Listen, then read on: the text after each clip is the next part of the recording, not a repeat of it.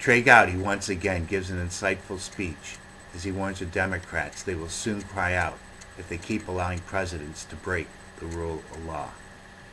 Now, about halfway during this speech, his microphone goes out for about 20 seconds, so just be patient. That has nothing to do with my clip. Thank you, Mr. Chairman. Mr. Chairman, the thread that holds the tapestry of our country together is respect for and adherence to the rule of law. The law is the greatest unifying and the greatest equalizing force that we have in our culture. The law is what makes the richest person drive the precise same speed limit as the poorest person.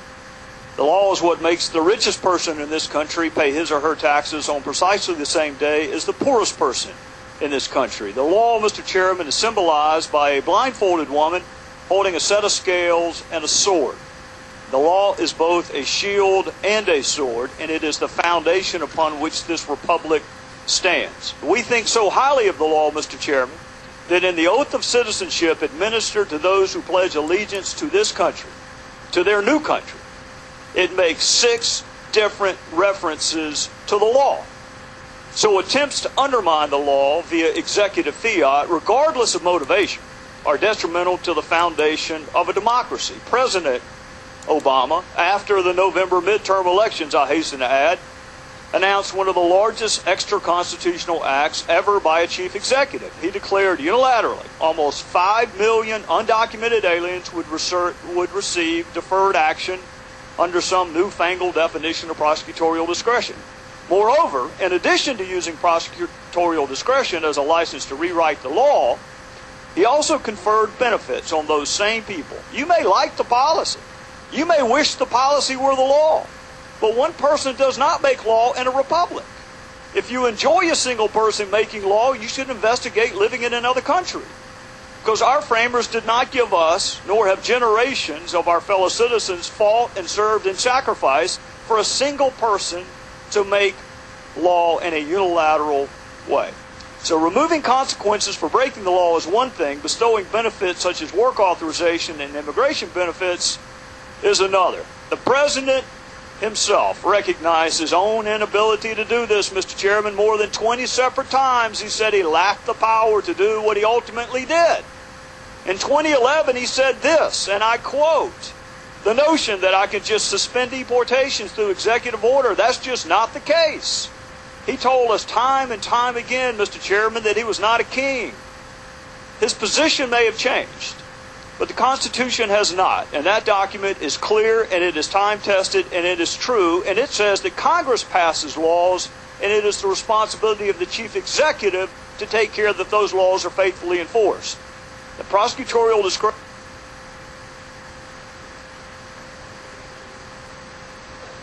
Is that better, Mr. Court Reporter?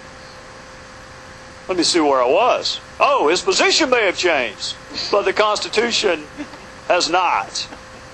Prosecutorial discretion is real and constitutionally valid, Mr. Chairman, but it is not a synonym for anarchy. As U.S. District Court Judge Andrew Hanen wrote in his recent opinion, DHS does have discretion in the manner in which it chooses to fulfill the express will of Congress. It cannot, however, enact a program whereby it not only ignores the dictates of Congress, but actively moves to thwart them. The Constitution gives the President a lot of power, Mr. Chairman. He's the Commander-in-Chief. He nominates Supreme Court justices. He can veto legislation for any reason or no reason. He can fail to defend the constitutionality of a law. He has the power of pardon. He has a lot of power, Mr. Chairman. But what he cannot do is make law by himself. That is the responsibility of the Congress. And if this president's unilateral extra-constitutional acts are not stopped, future presidents, you may rest assured, will expand that power of the executive branch, thereby threatening the constitutional equilibrium. And the argument that previous administrations have acted outside constitutional boundaries holds no merit with me. The fact that other people made mistakes is not a license for this executive to do the same thing.